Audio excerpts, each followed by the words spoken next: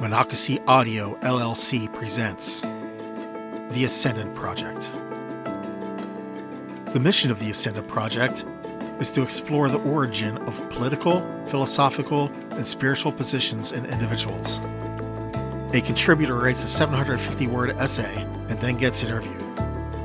The purpose of the interview is to bring out other views and hopefully life experiences that sent the author down the path to the position expressed.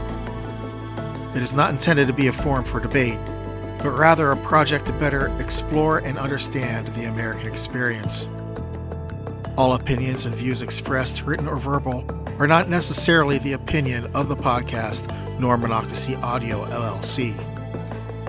They are also not intended to malign anyone or any organization.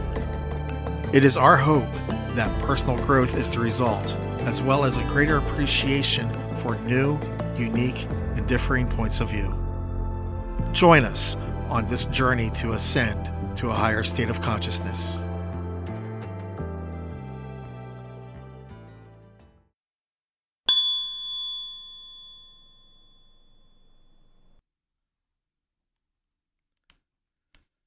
Of the First Amendment and the concept of loyal opposition. In a time of political divisiveness and heated passions, as we are in now, it is important to remember those we disagree with love America as much as we do. You may think they are misguided, and they probably think you are. Often our echo chambers become so intense, and our belief becomes so fervent that it is easy for a zealotry to occur. It is often easier to see that zeal in your opposition than it is to see it in yourself. Self-righteousness can be the bane of moral stands. Therefore, it is important to remember what liberty is, and that it is meant for all, and we can use the First Amendment and the Constitution as a touchstone to align our motives with the principles of our country's founding. Congress shall make no law respecting an establishment of religion or prohibiting the free exercise thereof, or abridging the freedom of speech, or of the press, or the right of the people to peaceably assemble and to petition the government for a redress of grievances. It is interesting to note that the First Amendment mentions religion before speech before the written word, and the written word before action. Freedom of religion is analogous to freedom of thought and philosophy. The founders made it a point to ensure that this freedom, first and foremost, to think differently, independently, critically, and remain unaligned with any school of thought or political party or established religion. Freedom of religion means freedom of thought. We can be Christian, we can be an atheist, we can choose to be a Republican, we can choose to be a Democrat, we can choose to be independent. We have the right to identify who we are in a moment as our personal philosophies dictate and fluctuate. We have the freedom to come up with new ideas from political to scientific without government intrusion. Once we have those thoughts, we have freedom of speech. And we can speak about those thoughts, share those thoughts with your friends, talk about them on a stage, talk about them on a council or in a meeting. You can say what you think. It is protected. Once we have refined our thoughts with others, we have freedom of the press. And it is protected to write those ideas down in your personal journal or in a publication. You can spread leaflets or brochures to spread your ideas. And should those ideas catch fire, you have the freedom to assemble. We have a right to bring people together peaceably to further those ideas into a movement. And finally, we have the right to petition the government with those ideas to change policy, which is most effective with the freedom to assemble. The whole process of thought to action is covered under the First Amendment. It is a roadmap for socio-political change. You have an idea, then you talk to others about that idea, you write it down, publish it, start a movement, petition the government. I believe the order of the words show the founder's intent in covering this. It starts with thought and ends with action. From your thoughts to your actions, you are valued as a citizen, and your ideas are welcome in public discourse. There is a myth that the Founding Fathers were united as one.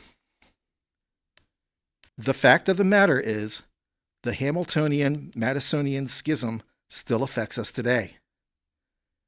The conflict between Hamilton's position of a strong federal government with a very strong executive, or the Madisonian position of checks and balances in the concept of justice for all, can be seen in the controversies of immigration and ICE today, as well as foreign military action and congressional oversight. Our differences as a nation have had a high level of vehemence at times. Whether it be the civil rights movements of the 50s and 60s, the anti-war movement of the 1960s and 70s, or the Black Lives Matter protests calling for an end to qualified immunity, or the anti-ICE protests of today, the U.S. government has always treated those with whom it disagreed with as full citizens and not traitors. When charges were brought, it always was brought for alleged crimes, but those crimes never included crimes of thought, publications, peaceably assembling, or petitioning the government. This is why the charge of conspiracy must always be brought in connection with another crime. Planning a crime is still a crime. Talking shit is not. So the First Amendment means you can call out government policy. You can call out political hypocrisy in the other party. You can be as annoying as you want, and you are still a citizen with a voice. You can be a leader in or a follower of a movement. Alternatively, you can put your head in the sand and ignore the world if you want. You are still protected. So when movements like McCarthyism and the Red Scares of the 20th century come around, it is important to stand up for the Constitution and the First Amendment. It is important to stand up for the Constitution and the First Amendment when the President of the United States calls for a sitting member of Congress who is a member of his own party a traitor because she disagreed with him. It is important to stand up for the Constitution and the First Amendment when U.S. citizens are detained by ICE for days without charges for protesting.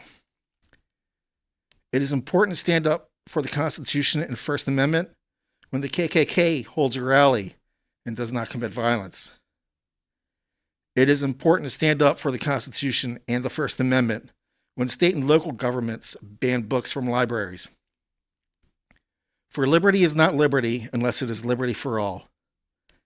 And when liberty is no longer for all, then it ceases to be liberty. It degrades into privilege, and privilege is the enemy of equality. This country is founded on the self-evident truth that all men are created equal.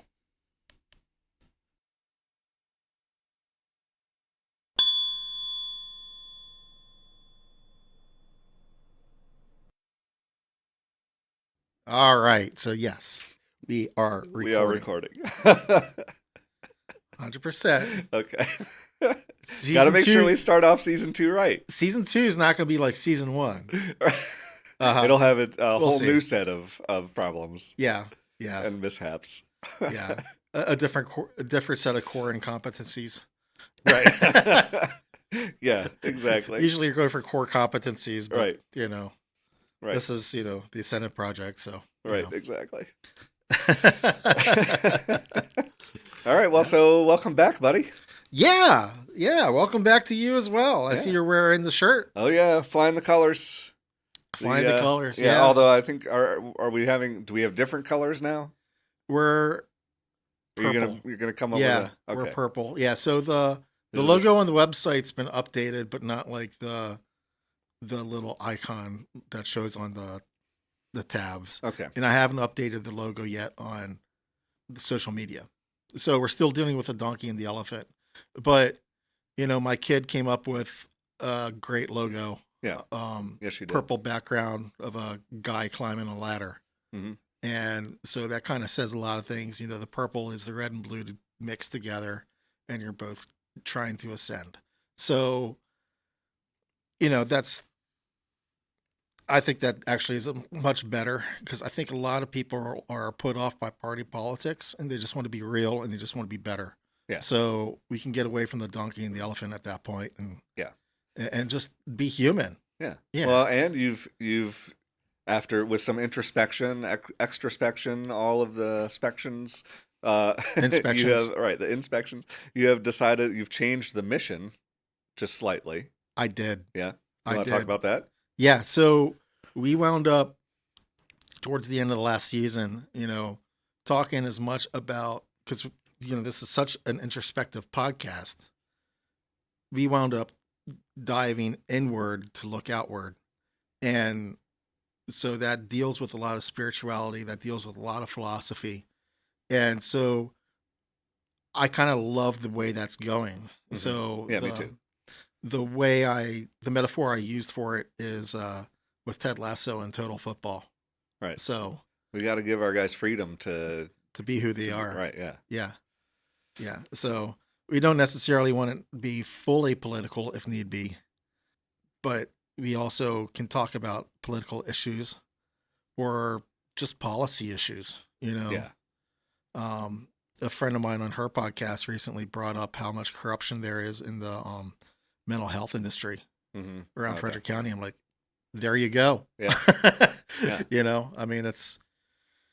Yeah. I mean, there's a great essay right there if you want to join. So we'll find out if she does or not, or if that's a topic she chooses. But if she does join, and it's things to look forward to in season 2. Yeah, things and that aren't we have nailed down yet, but I'm really happy about. Yeah, and I mean on that subject, we have a couple new contributors. Should we announce that yet, or do we want to? Not quite yet. Hold off. Okay. Yeah, right. not quite yet. Things are good things to come then.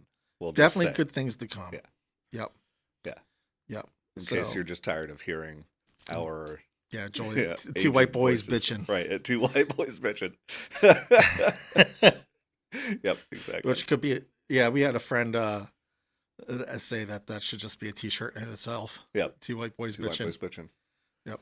So that'll be on the back of the t-shirt. Yeah. We'll have the logo on the front and then the 2 white boys bitching. 2 white boys bitching. Yep. Okay, so how long has it been now exactly? It's been about 2 weeks or 2 months and a week, or like 2.5 months since we last recorded. It's been longer than that. Has it? Oh, yeah. Well, you know what? I think it's only been about 2.5 months though since the last episode, right? Well, let's see. For us now, not when this airs. Let me go ahead and bring that bad boy up. Yeah. Schedule. So the last time we recorded was November 8th. So here it is, February 7th. Yep. It's been every bit of 3 months. Yeah. Almost to the day. Yeah. Which and given everything that's gone on in the world, 3 months might as well have been 3 years. It feels like 6. Yeah. It really feels like 6. Yeah. So, I mean, and actually, hang on a second. Yeah, I mean, I don't know. I'll have to double check the release date because in this spreadsheet, I have like the release date of November 6th and recorded on November 8th. That doesn't make any sense. We didn't travel back in time. But, I mean, we're pretty smart, but we haven't mastered that technology yet. Not yet. Not yet. Yeah. Yeah. But all right. So, if we are that smart, Julius, you need to show up in this room in 10 seconds and tell us how he succeeded. 9, 8, 7, 6, 5, 5, 4, 3, 2, 1. Well, hi, Brian. Hi, Julius. How are you? Pretty good. How are you doing? Yeah. Yeah. You guys are idiots. Yeah. We're not just 2 white boys bitching. We're not 4. We're 2. Yeah. We're 2 fathers with bad puns. Yeah. Things can get away with radio, not in television. Yeah, exactly. Okay. Well, although with the advent of AI, I mean, anything is possible. We can get away from television now. Right. Yeah. So, which I'm sure is an essay down the road. Yeah. I would like to write that essay. we have a difference of opinion, you and I, on that subject, and I feel like I would like to explore that a little Oh, bit in dude. an essay. Dude. Yeah. This morning, Yeah. just to see how, because I had a morbid curiosity. Uh-huh. Like I had the AI girlfriend ad in my Instagram pop up. I was like, all right, I'm just gonna go freaking click this and like just go through the process to see what types of crap they're asking. Yeah. It's all sexual. Of course. And it's totally setting up for like, I mean, if any boy out there or any man is thinking that this is going to be a good way to refine your attitudes towards the opposite sex, and be able to relate better, yeah, you're wrong. You're so wrong. Yeah. It's going to create an incel culture so bad. So yeah, I guess I can't disagree with that. But and I saw something yesterday of a Japanese company just came out with an android that can walk and everything, and has like even heats its skin to be as realistic as possible. Oh wow. And I'm like thinking, okay, you merge that AI with that product, Oh yeah. I mean, there's just the future of mankind is horrible because, the guys will just wind up, buying their plastic wives. And, right. But on the other hand, all the women will be left alone, and all the women will be left alone. Could be great. Yeah. Depending on your perspective. Yeah. And then 20 years, 3/4 of the houses will be abandoned. Yep. Yep. I mean, it's just like, yeah. Well, so it's been some time.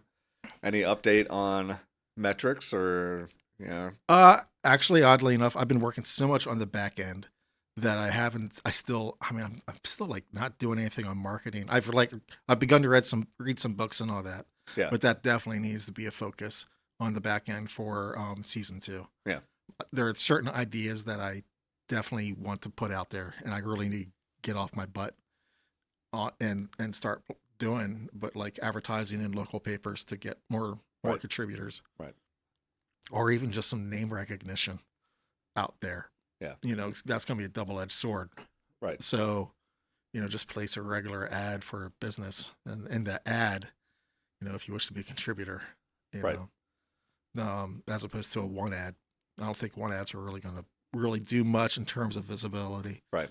But there's a lot that happened on the back end. You're now an LLC. Yeah, as you all heard in the intro, and we'll hear the rest of the disclaimer in the end of the episode. Yep. But yeah, Monocacy Audio LLC. Congrats on your first LLC. Yeah. Yep. Yeah. Not looking to make any money. Sure. But I'm looking to protect me from myself and protect me from you and protect me from every contributor that gets on here. Right. So they may take my business, but they won't take my house. Right. Important. Yeah. Free, which is odd because and this is a good segue into the discussion on the essay. Uh-huh. But just because there's the First Amendment and you can say what you want doesn't mean there aren't consequences. Absolutely right. So you still got to watch out for liability and things like that. Yeah, of course. But well, so on that subject, then, are you ready to dig into? Yeah, let's go ahead and dig in, and let me turn off phone link because I don't want that going through. I don't think it went through. Yeah, it was like, what? I hadn't heard that before. Yeah, turn off phone link. All right, so question: telephony or telephony? Telephony. That's how I say it. I don't know. I think it's phony. It's not real, man. But it's not real from a distance. From a distance. I don't know the rest of the song. I don't know. Except for God is watching us from a distance. Yes. Yep. Which, as a Christian back in that, like a fundy Christian back in the day when I was, I thought that was like a New Age song, and it was because it was, God doesn't see what's really going on. He only sees the good because he's watching from a distance. And I'm like, yeah, I can't do that. But, maybe I'm totally misinterpreting the song, but reading too much into it. It's a freaking song. Right. Yeah. Yeah. I mean, we've talked a lot about this before, how like a lot of people just don't listen to the lyrics. And I'll be No. honest, like when I first heard that song, I was probably like, I don't know, five, Yeah, for six, you. Yeah, something. I think I was like 11 or so. Yeah, and but as I now that I have Spotify and I keep being recommended all these songs from the 80s and 90s, there was such a religious there was a very Oh, strong religious subtext to a lot of songs I oh just yeah, did not pick up on at oh all. yeah. Yeah, There's a reason U2 came into existence, right. you know. Yeah, But or Striper for that matter. yeah. Anyway, go ahead. Let's All dig right. in. Of the First Amendment and the concept of loyal opposition. Yes. All right. So why don't you Just start? Just say. summarize the essay for me. All right. I could tell this was a very important topic for you, by the way. Okay. All right. All right. All right. We'll find out. Yep. All right. So why don't you just start by summarizing the essay? All right. So summarizing the essay, I wanted to go through the First Amendment just because, here it is, February 7th, and we've had a couple people die while protesting ICE. And one at that point was done protesting ICE. She was just in her car and turned the wheels away from the officer and got shot anyway. Mm. And she was just trying to clear the path and get out. But I guess it was Alex Peretti, that's his name, right? The next one, yeah, the second one. Yeah, I mean, here he is. I mean, I understand that he had Altercation. an altercation beforehand, but still, I mean, when I'm taking a look at how crazy and en masse, even in -0 weather, that's going on in Minneapolis, and how ICE has like also taken a pretty militant stand against them, and how ICE has arrested protesters and then released them a few days later without charges, and has destroyed property of protesters. I just felt like we needed to go back and take a look at the First Amendment because I was getting pretty angry. Mhm. And so, like the first paragraph there, I talk about aligning, but I really needed to align. I think it was more of an exercise of aligning myself Yeah. to the First Amendment, and I don't think I really expressed that clearly in the essay, but maybe at the end. But Yeah. I think I was fumbling through it a little bit at the beginning. Yeah. So you would say this is more of just trying to kind of externalize your feelings and Little sort bit. through them and Sort through them. It was kind of an exercise of that. yeah. And what I had discovered is that the order of the words in the First Amendment is kind of really important because it governs the process from thought to movement to change. Yeah. Okay. Which I'd never had realized the order of the words being that important. And there was a beauty in there that I'd never been taught that I just kind of discovered on my own. Well, okay. So let me read the text of the First Amendment first, Okay. and then we can kind of dissect it a little bit. So Congress shall make no law respecting an establishment of religion or prohibiting the free exercise thereof, or abridging the freedom of speech or of the press, or the right of the people peaceably to assemble and to petition the government for a redress of grievances.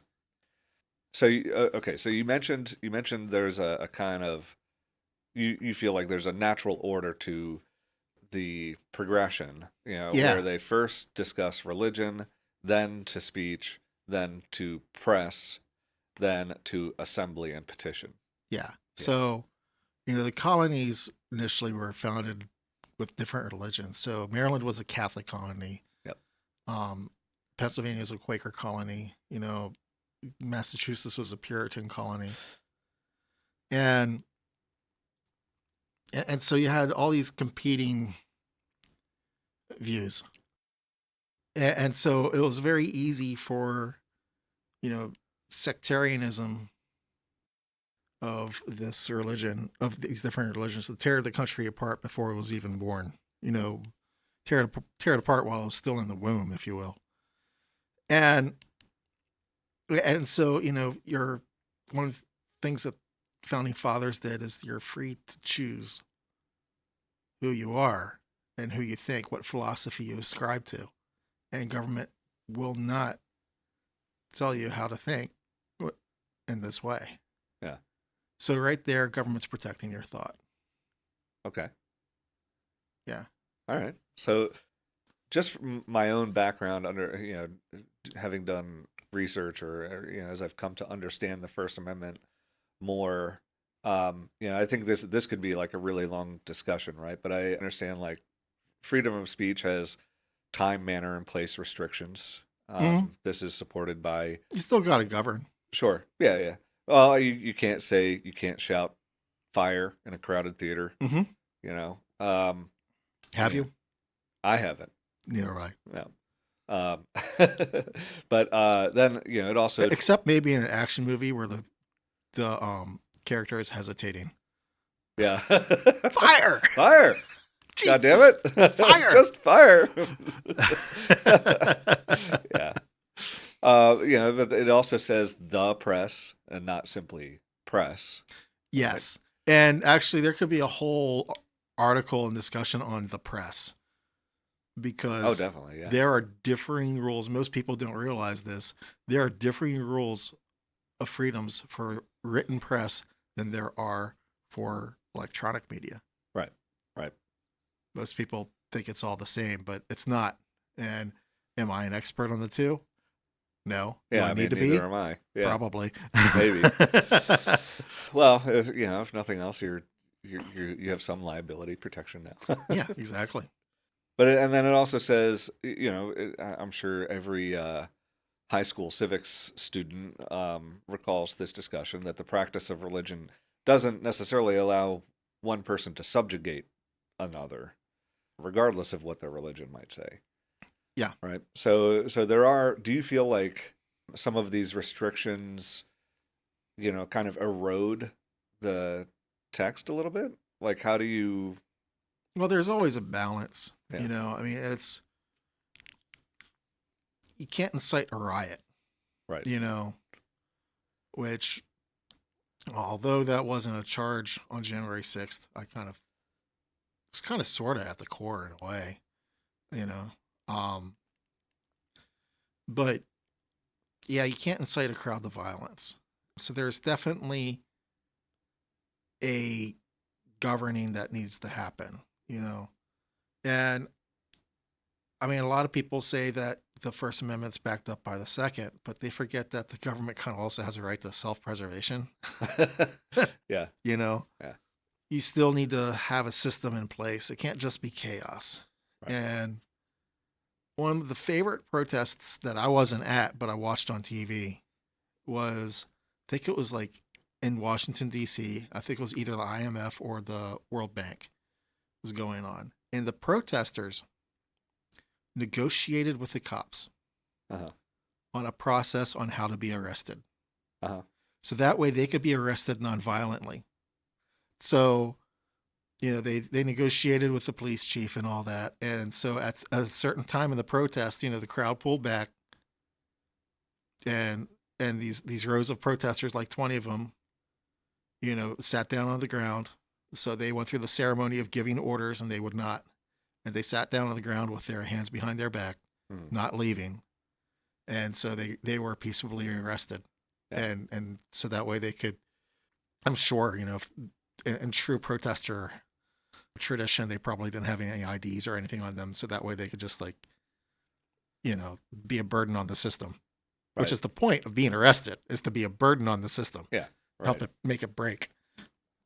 People don't necessarily realize that, so it's there's a lot of bravery that goes on in choosing to be arrested. Really. Sure. Yeah. Even when it's planned. Even when it's planned, because you don't know what's going to happen once you're. Yeah, exactly. Once you're in the police car. Punched in the mouth. Yeah. Everyone's got a plan until they're punched in the mouth. Until they're punched in the mouth. Yeah. Mike Tyson said that. Yep. Which is a great quote. Oh, absolutely. Yeah. So. But yeah, so I mean, there definitely needs to be systems. There needs to be rules. I would love to see more communication, more positive communication between the protesters and ICE. But when I take a look at who they're hiring, I don't think that's going to happen. You know. Yeah, fair enough. So Yeah. Well, so okay, so how did you? What was your kind of going back to your realization of or recognizing this kind of progression? What was your state of mind at the time? Like, how did you arrive at this realization? well, I think I was on Facebook and I made the comment that liberty is only liberty if it's liberty for all. Uh-huh. If it's not liberty for all, it's privilege. Yeah. And so that made me take a look at both sides of the line. You know? Yeah. I mean, I feel all high and mighty and righteous in my position. Right. Is there a check on that? Is there a check to find out if I'm actually right or not? Right. It's not going to happen on my side of the aisle, that's for sure. You know, sure. It's not going to happen from my echo chamber. Yeah. It's going to happen from my opponent. It's got to happen from the right. You know, which means I have to listen to my opponent to find out if I'm self-righteous or not. Right. And the trick is, and I have no control over, is that they need to listen to me, find out if they're self-righteous or not. Sure. But I don't have the control of that, so I'm not responsible for that. So I just need to be concerned about myself. Yeah. Yeah. You know, and anybody who's watched my Facebook knows that I've gotten into some pretty big debates about this.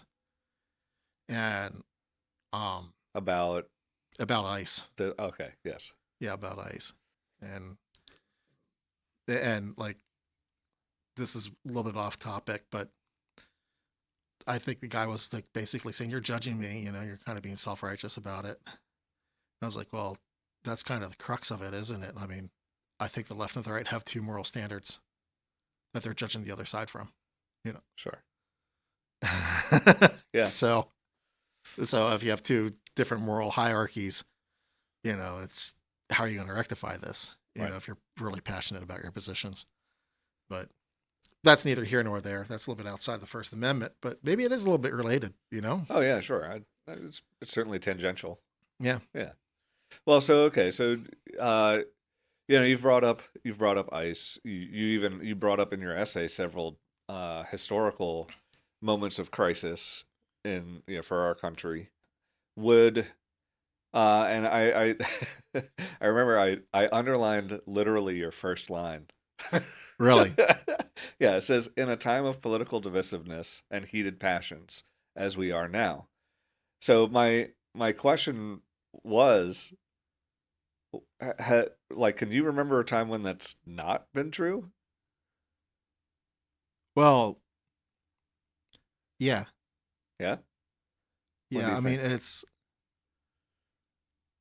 there was a time when you need a helping hand. Yeah, it's like right around the We Are the World type time. Yeah, Tito and yeah. Yeah. You know, yeah, Toto and Africa. Dun, dun, dun, dun, dun, dun. Yep. Yeah, I mean, it's that time was pretty idealistic, but at the same point in time, that's the problem that's kind of going on. Is those were like my formative years, so I'm looking back on that as like the way things were supposed to be. Uh-huh. And that's the same fallacy that the boomers kind of have with the 1950s. You know, there's a lot of problems that was going on in the 1950s, but because they were like, it was their formative years, they think it was right because they have good childhood memories from it. Yeah. Nostalgia is a strong drug. Yeah. I mean, South Park did an episode on memberries. You know, remember? Yeah. Yeah. So I think I'm still waiting for the Obama memberries to come out. But yeah, so I mean, I don't really necessarily know objectively because I only have a subjective point of view. Yeah. That's really what it comes down to it. But I do remember, you know, thinking, you know, growing up, that Ronald Reagan was like, had a very grandpa feel to him, and so did Herbert Walker Bush. Yeah. And so the way they spoke and the way they kind of acted reserved and all that, really reminded me of my pop. Mm. And so, I was like, yeah, those are great presidents for a kid, Right. But now that I'm older and I can study history or whatnot, do I really know? I mean, was that perception really accurate for outside of my little childhood point of view? Mm-hmm. It's like a lot of people say Eisenhower was a great president, but the current ICE policy is based on his immigration policies, Right. which sent away U.S. citizens as well as immigrants. So, yeah. Yeah. I mean, and for me, I'm right, and just for background for anybody listening, I'm I guess what some people would call a zennial, right on the cusp between Gen X and millennial. Gen X ended in 75. Thank you very much. Well, Actually, sorry, 1980. I think it ended in 1980. I've heard 79 anywhere maybe. between like 80, 81. 65 to 79, I think it is, because Yeah. it's that's like 15 years. Right. Which, I know with math wise, it's like Sure. not, but yeah. I typically identify myself as being a millennial, but there are definitely like qualities of both. In any case, like for me, I as I was entering high school, or really as I was entering middle school, we had the first Iraq War, which was definitely it felt like it could become very hot. Yeah. But fortunately, it only lasted, fortunately or unfortunately, it only lasted a week, I guess. Yeah, I remember during Desert Shield. Yeah. That my high school friends and I were wondering if we're going to get drafted. Right. Yeah, definitely. Yeah. And then, but like right after that was then Clinton and the Clinton impeachment. And I remember at that time, talking about how rare it was to impeach a president. And yeah, because I think the one just before that was what, in 1860 or something. I don't know. yeah. I can't remember who it was. Even was it Jackson? I don't know. I thought it was somewhere around that time. I for what? Who was impeached before Clinton? Was it Grant? I think it might have been Grant. Yeah. Yeah. It was around that time. Yeah. Nonetheless, where's your almanac, man? Right there. I don't know if it's in there, but anyway, I'm sure it is. Yeah. You want to hear something crazy about the Iraq War, the What's Persian that? Gulf War? Yeah. That wasn't it then. In those 3 months of the air campaign, we dropped more munitions in that air campaign than all the Allies did during World War II. No shit. Yeah, that's how much we pummeled them. Wow. And I didn't realize there was so much. Our technology was updating, and so we needed to get rid of a lot of old ordnance. And it was a lot cheaper to do that than it was to like destroy the ordnance safely. Right. Wow. So the opportunity presented itself, and like that's what happened. Yeah. But that's probably why they surrendered so quickly. Yeah, it's probably a good reason. But yeah. But then there was the the year 2000 and the 2000 election, and how contentious that was, and how it was essentially decided by the Supreme Court.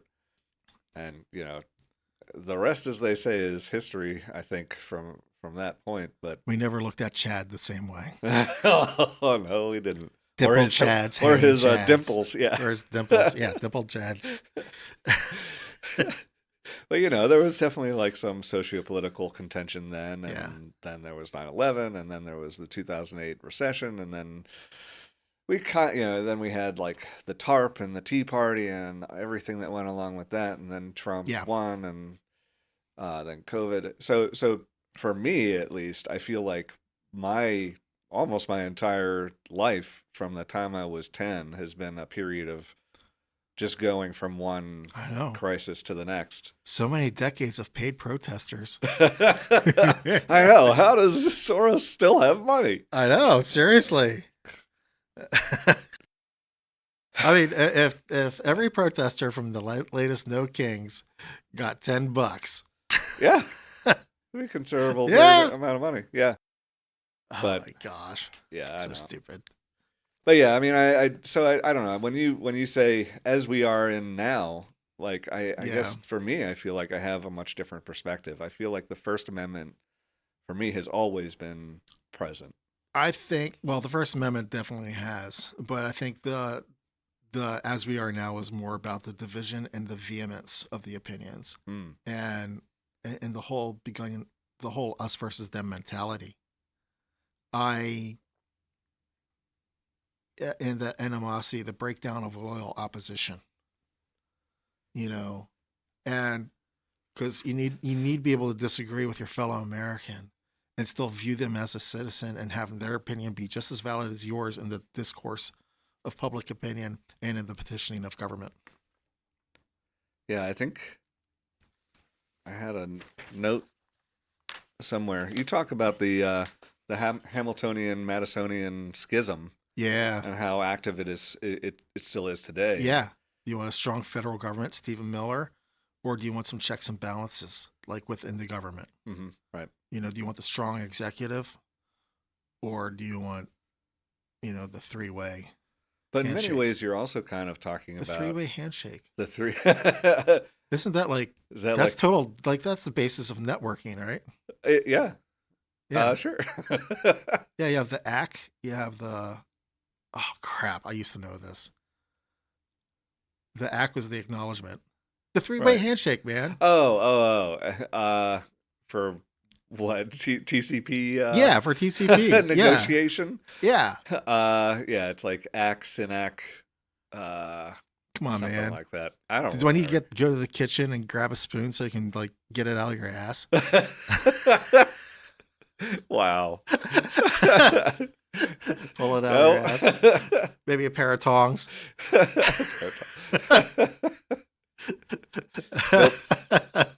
Nope. Yeah, some things will not change from season 1. Yep. Well, so but obviously, at least federally, the two philosophies really kind of found a symbiosis, if you will, in that we have a strong federal government, but we also have checks and balances. But it also seems like some of what you're talking about is almost like on an individual basis, within ourselves, Yeah, or between each other. We need to have those balances, we do. those checks. We right. do. And we need to recognize the right of the First Amendment and the process of the First Amendment and those we disagree with. Yeah. From how they think to petitioning the government. That's all protected by the First Amendment. Mm-hmm. I don't care if they're a freaking Nazi. Yeah. Yeah. I mean, some of the examples I was honestly kind of surprised. There are certainly some people who would say it's drawing a moral equivalence, but Yeah. you mentioned It's really not. It's more about drawing a equivalence of process. Yeah. When I say that the KKK has rights to think what they think and petition the government, well, they do. Do I think they're morally wrong? Damn fucking right I do. Yeah. It doesn't stop me from judging them. Right. But they got their rights. Yeah. And and I think the ACLU has even taken up cases to protect KKK's rights in the past. Yeah. I mean, I'll have to look that up, but I'm pretty sure, they're needing, they want to protect the First Amendment no matter who does it. Yep. Right. Yeah, I can't remember. I think the most conflicted I've felt about any recent Supreme Court case as it regards the First Amendment specifically was the Westboro Baptist Church. Do you remember this? Oh yeah, I wanted to change it to the Baptist Church because I wanted to bap them. But yeah. Yeah. Yeah. And but they had the right to do what they did. They have. So yeah. Okay. So just to kind of explain, the Westboro Baptist Church had a practice through the early 2010s and through the mid 2010s when they went before the Supreme Court regarding this practice. The practice was that they would show up to military funerals with signs saying that God was punishing the United States for supporting homophobia or not homophobia, for supporting. But they were right if there was. Sure. Arguably. Arguably. Yeah. For supporting homosexuality. Yeah. Right. And gay rights in general. They would do this without regard to the specific individual, the specific soldier or veteran who is being laid to rest. Yeah. They would just show up. And they would show up en masse and protest. There are, as I said, time, manner, and place restrictions. So they would protest. I think it was usually you had to be 100 yards or something away. Mm-hmm. So and it wasn't a huge crowd, but definitely more than a handful. So all of that to say, without shouting, it would be difficult to just to hear them if you were at the funeral specifically. Regardless, the father of one of these fallen soldiers sued them for, I think it was emotional distress or something like that. And the case found its way all the way to the Supreme Court. And so the issue was basically to say either we had to restrict speech or restrict the exercise of religion, or say by punishing the Westboro Baptist Church, or by reinforcing and perhaps strengthening the First Amendment by saying the Westboro Baptist Church had a right to do this. Right. And I can't remember exactly when the case went through. I think it was the mid 2010s. But the Supreme Court ultimately sided with the First Amendment. Yeah. Which is to say that the Westboro Baptist Church was allowed to do this. Right. And oddly enough, I think they kind of either stopped or just stopped getting press about it shortly after that. Mm-hmm. Maybe they just decided that paying for lawyers was more expensive than just keeping your mouth shut. Yeah. But regardless, the First Amendment was all over that case, and it's certainly it's horrible to think that you might harass a veteran, somebody who fought and died for something they believed in, and and potentially caused emotional distress on a grieving family. But the alternative was perhaps just as objectionable. So who knows? Yeah. Are you okay? Yeah, I'm fine. I can't quite tell if you're really thinking or if you have a point you want to make. No, not really. I mean, I was just listening to your point. That's all. Yeah. Yeah. No, so I mean, I'm just trying to lay the background, but so I guess just kind of going back to, I feel like there's always been tension. Yeah. Whether it's about the First Amendment specifically or about some other issue that the First Amendment then supports. Yeah. I mean, I know that the election of Barack Obama was seen by many as pretty unifying, but it also led directly to the rise of Trump.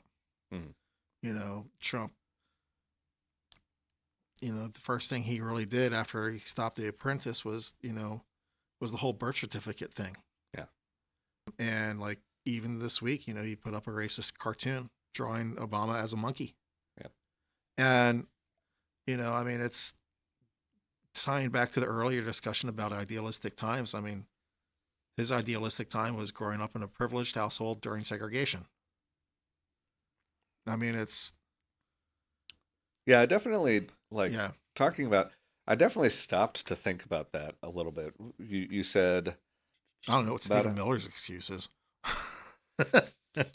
Yeah, well, but whatever. I know I went through the examples on the last page. If that's what you're looking for, what you looking for?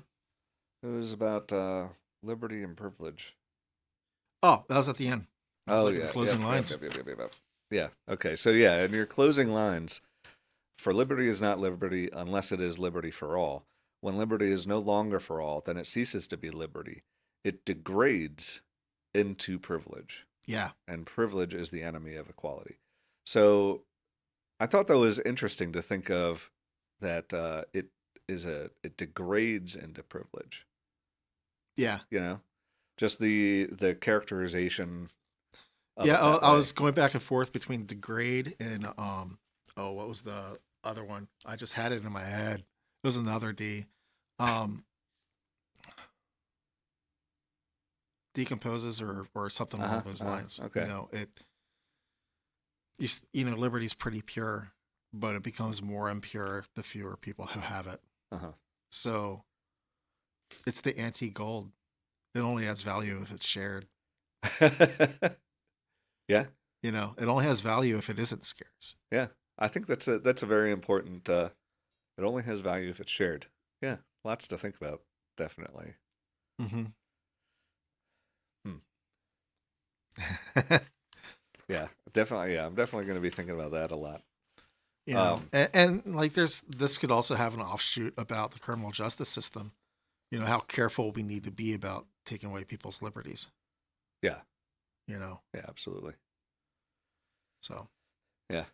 Well, so kind of speaking of this, you mentioned going back from the end back to the beginning, coming full circle. You said it is often easier to see that zeal in your opposition than it is to see in yourself.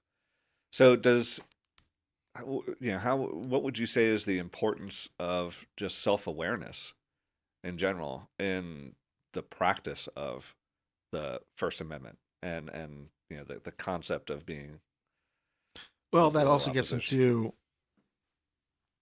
there's two directions to go. You got the introspection, Yep. that deals with self-awareness, but you also have the first layer outside where you're dealing with liability, slander, things like that. Mm-hmm. The First Amendment, like as I think I used this analogy before. The difference between blues and jazz. Uh-huh.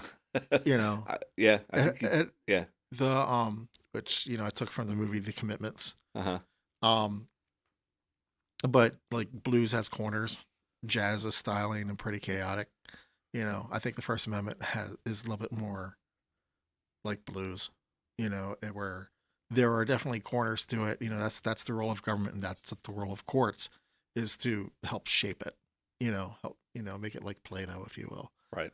So as opposed to just being all chaotic and everything else, to where you could yell fire in a theater or whatever. Mm-hmm. Yeah.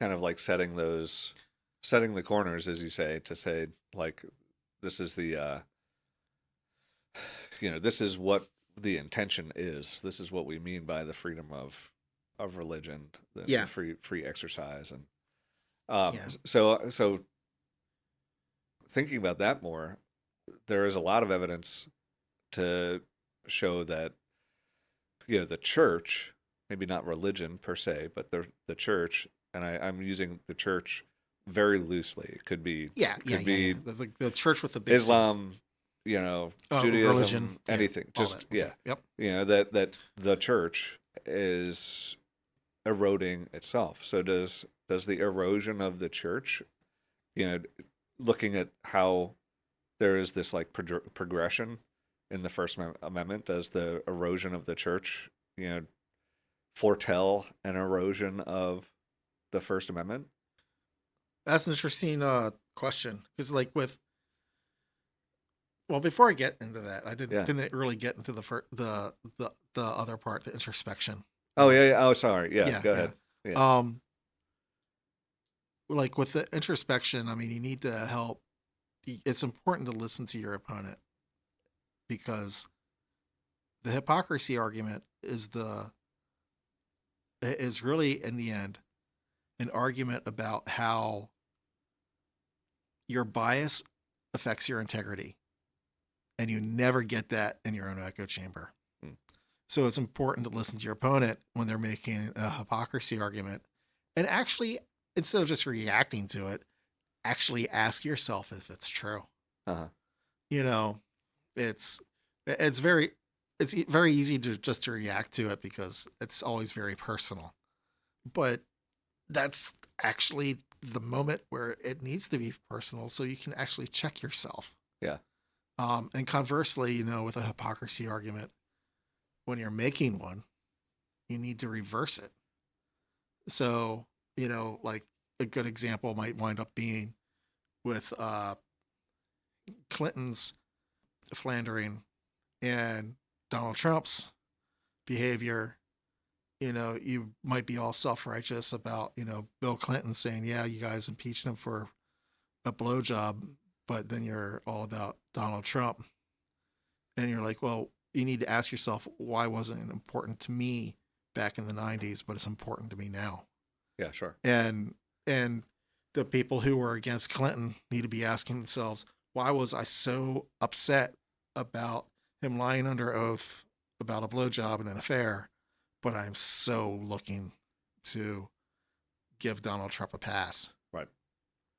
It's, you need to be able to rectify that before you make the hypocrisy argument on the other end.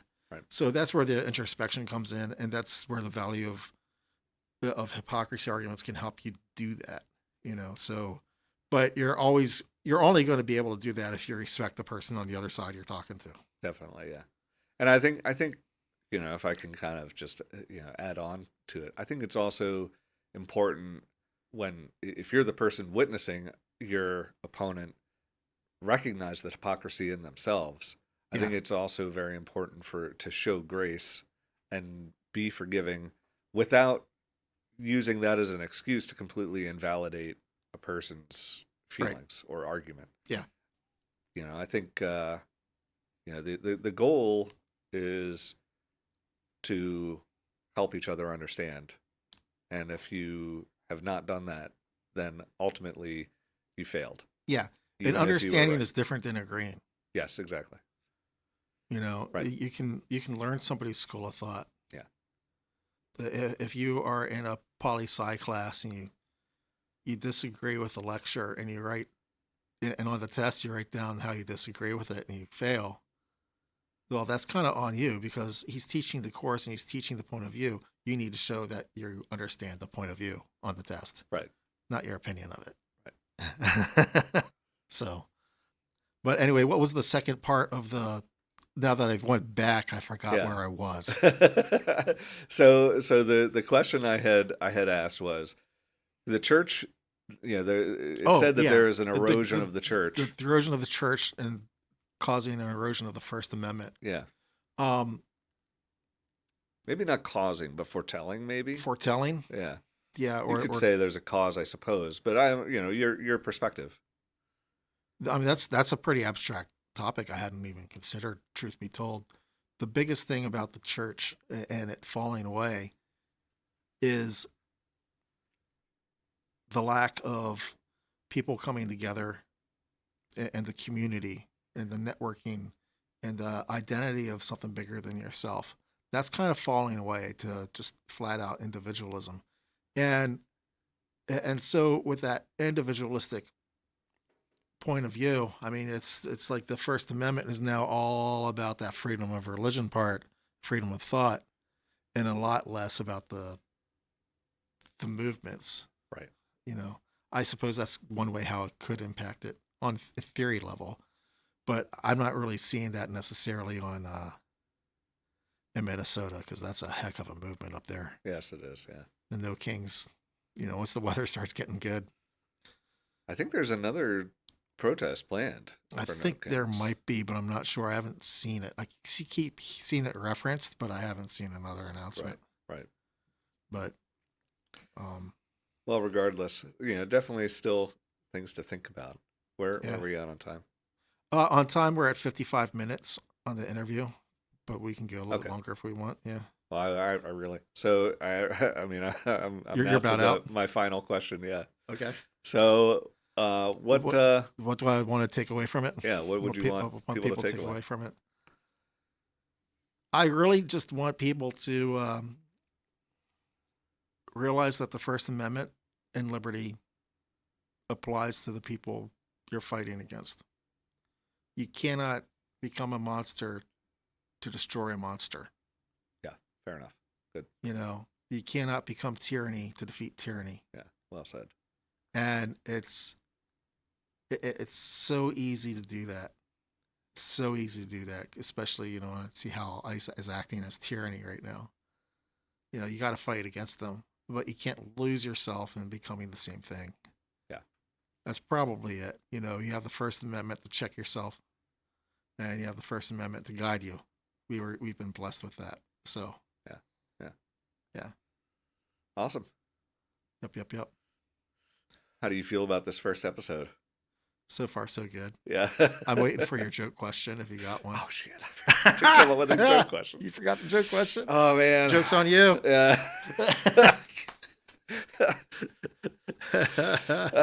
Oh, man. I'm terrible about coming up with these on the spot.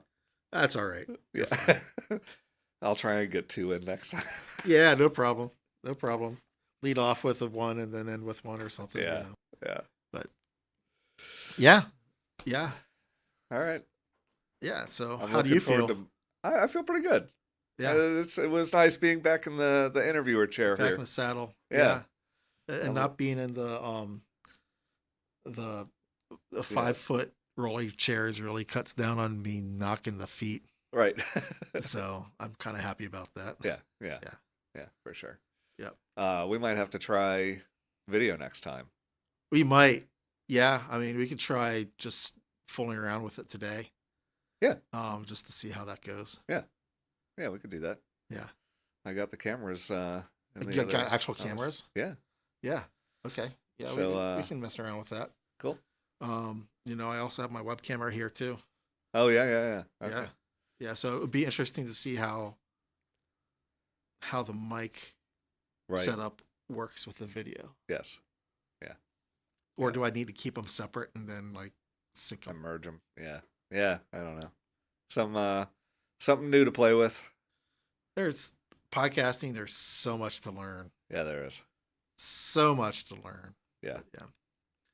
I mean, you think you know something, and then you're like, no. I mean, even today, here we are. Now we're on a 26th episode total. First episode of season 2, and we're trying a whole different technique when it comes to the microphones and mic power. Right. So. Right. Yeah. Yep. Hopefully this works out pretty well. Yeah.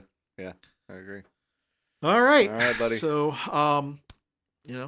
of course, everybody, please like, subscribe, give feedback, tell us about the new logo. Yeah. Tell us how annoying the disclaimers are. But yeah, so we this is all about you guys. As self-serving as sometimes this podcast can be. In the end, it's about you, and we want to elicit some thought, elicit some points of view, and so please join in the discussion. Yeah. At the very least, hopefully we've elicited a greeting. Yeah, exactly. Yeah. Yep. So, all right. Everybody take care. You have been listening to the Ascendant Project. The Ascendant Project is a production of Monocacy Audio, LLC. Any information expressed in this podcast is not intended to be a substitute for expert information. We are human and ordinary people, and as a result, what is presented as fact may be in error.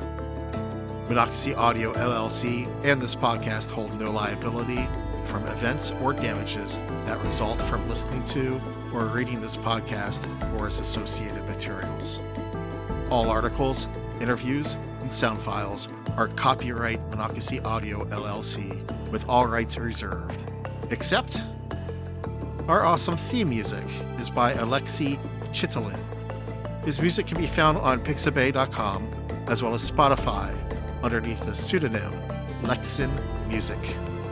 Thank you for listening and have a great day.